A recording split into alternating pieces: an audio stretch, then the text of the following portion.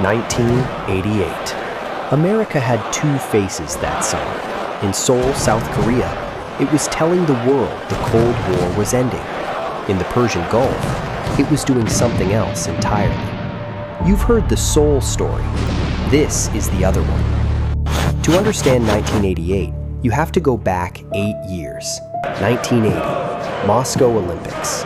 The Soviet Union had just invaded Afghanistan. President Carter announced a boycott.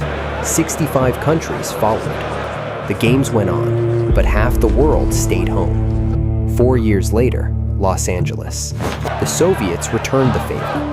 The Soviet Union and 13 allied nations walked with them. The Cold War had turned the Olympic Games into a battlefield without soldiers. Then came Seoul, South Korea. For the first time since 1976, both superpowers showed up. American and Soviet athletes side by side in the same stadium, shaking hands, exchanging pins. Every major newspaper used the same word: thaw. The narrative was clean. America, champion of peace. The Cold War finally ending. That was the story the world was told. And it was true in Seoul. But America wasn't only in Seoul that summer. In a completely different part of the world, a completely different set of rules was in effect. Since 1980, Iran and Iraq had been locked in one of the deadliest conflicts since World War II. 8 years, an estimated 500,000 dead. By the mid-1980s, the fighting had spilled into the Persian Gulf, what military historians call the tanker war. Both sides were attacking oil ships. The world's energy supply was bleeding, and America had chosen a side. Kuwait was getting desperate. In late 1986, Kuwait quietly approached both superpowers, asking for protection for its tankers. The Soviets moved first. Washington panicked.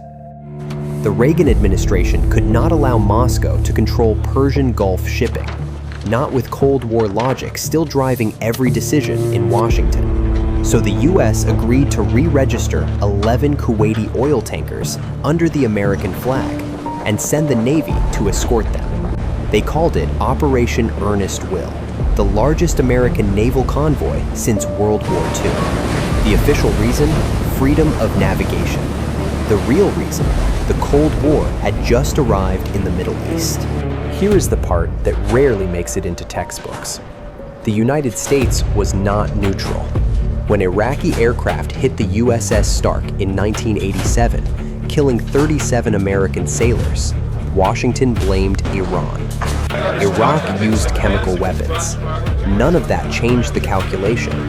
This was the first rule of America's Persian Gulf policy. The same action meant different things depending on who committed it. That rule would matter enormously on July 3rd, 1988. And then, 2 months before July 3rd, the situation escalated dramatically. April 14th, 1988.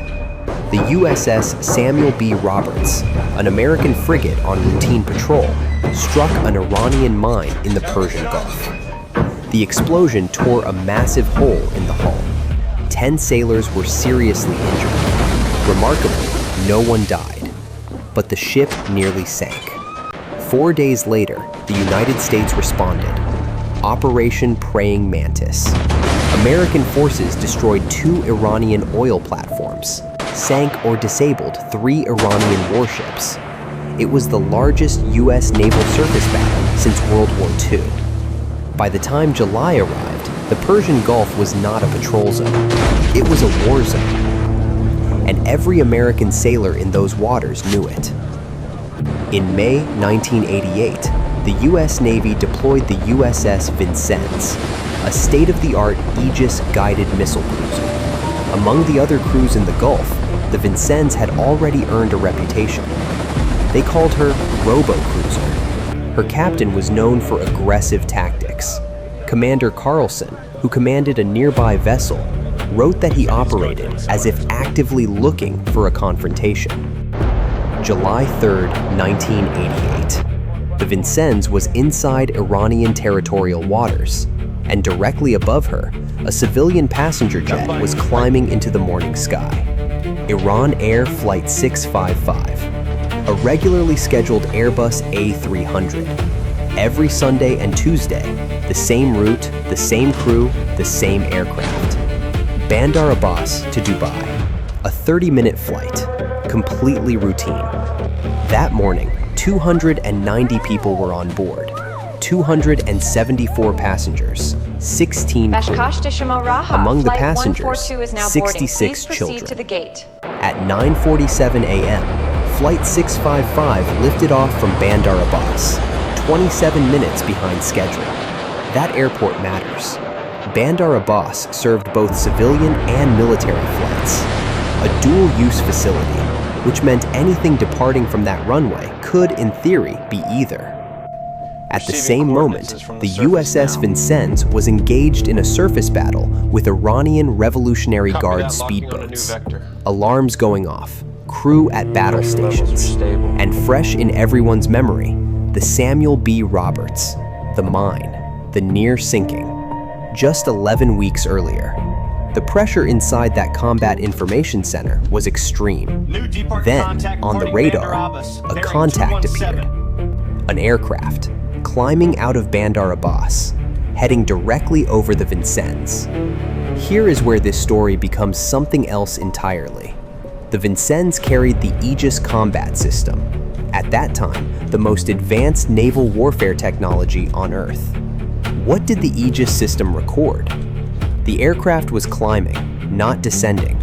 Its transponder was broadcasting Mode 3, the standard international code for civilian aircraft in flight. Not Mode 2, not military. Every single data point said the same thing. Civilian aircraft, routine departure. But inside the Combat Information Center, the crew reported something different. Mode 2 military. Both statements were wrong. The Aegis system's own logs, declassified years later, proved it. Captain Rogers had approximately 7 minutes. He chose to fire. At 10:24 a.m., the USS Vincennes fired 2 SM-2 surface-to-air missiles. 21 seconds later, Iran Air Flight 655 ceased to exist. The aircraft broke apart over the Strait of Hormuz. Wreckage and bodies fell into the water. All 290 people on board were killed. 66 of them were children. Now, watch carefully what happens next, because this is where the story stops being about one incident and starts being about something much larger. The briefing is now open. Within hours, the Reagan administration held a press conference. Admiral William Crowe, chairman of the Joint Chiefs of Staff, took the podium. The United States government deeply regrets this incident. The USS Vincennes, he said, had acted in self-defense. The crew made the best decision they could with the information available. President Reagan issued a response. 2 words. For 290 dead, deep regret. Those 2 words are worth pausing on, because Ronald Reagan was a man who understood the power of language. He knew exactly what words to reach for when a civilian aircraft was shot out of the sky. He had demonstrated that, very publicly, 5 years earlier. We'll come back to that. Then, on the campaign trail that August, Vice President George H.W. Bush was asked about the incident. I will never apologize for the United States of America. His response became infamous. No formal apology was ever issued. A formal military investigation was ordered. Rear Admiral William Fogarty led the inquiry. His report documented the crew's errors clearly. They had misread the Aegis data, reported ascending as descending, confused a civilian transponder code for a military one. Every mistake acknowledged, and then reached its conclusion. Acted in a prudent manner. No culpable conduct. The investigation was classified, the full report withheld from the public for years. It was becoming clear, in America's Persian Gulf, accountability had a very specific and very selective definition. 2 years later, in 1990, Captain Will Rogers III was formally recognized by the United States Navy. He received the Legion of Merit, one of its highest peacetime honors. The citation covered his entire command period. It made no mention of Iran Air Flight 655. The Navy's own investigation had documented errors in his crew's judgment. It didn't matter. 290 people, a medal. Now, there is something you need to hold in your mind. 5 years earlier, September 1st, 1983, a Soviet Su-15 interceptor shot down Korean Airlines Flight 007 over the Sea of Japan. 269 people died. Here's what happened. The Boeing 747 had drifted off course into Soviet airspace. Soviet air defense identified it as a military threat. They fired. Sound familiar? A civilian airliner, misidentified, shot down. Almost the exact same scenario, different ocean, different flag. Now here's how President Ronald Reagan responded. He went on national television. This crime against humanity must never be forgotten.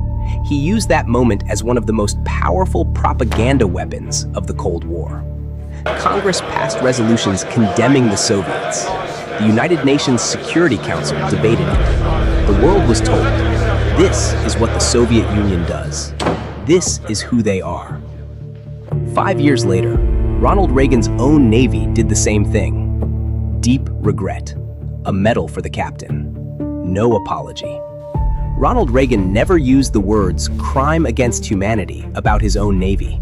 Not once. The rule was the same one we saw back in 1987 when Iraq hit the USS Stark and America blamed Iran. The same action means different things depending on who commits it. That was the double standard, and it ran through everything. In Tehran, the reaction was not only grief, it was terror. Many Iranian officials believed the shootdown was deliberate, a signal that Washington was preparing to enter the war directly on Iraq's side. And at that point, Iran was already losing. On the ground, Iraqi forces had been advancing for months. Saddam Hussein's army had used chemical weapons in some of the war's most devastating attacks. Iranian frontline troops were exhausted. Morale was collapsing. The calculation in Tehran became stark. Iran was already struggling to survive against Iraq alone. If the United States entered openly, if July 3rd was a preview, there was no path forward. 2 weeks after the Vincennes incident, Ayatollah Khomeini, who had vowed to fight until final victory, made his announcement. Iran would accept UN Resolution 598, the ceasefire. He described the decision in words that became historic. 8 years of war, somewhere between 500,000 and 1 million dead, ended. A 30-minute morning flight to Dubai may have helped end a war. And this story has one final chapter. It involves a number: $61.8 million. In 1989, Iran filed suit against the United States at the International Court of Justice. The case ran for 7 years. In 1996, the two governments reached a settlement. The United States agreed to pay $61.8 million to the families of the victims, approximately $213,000 per passenger. And, crucially, the United States admitted no legal liability.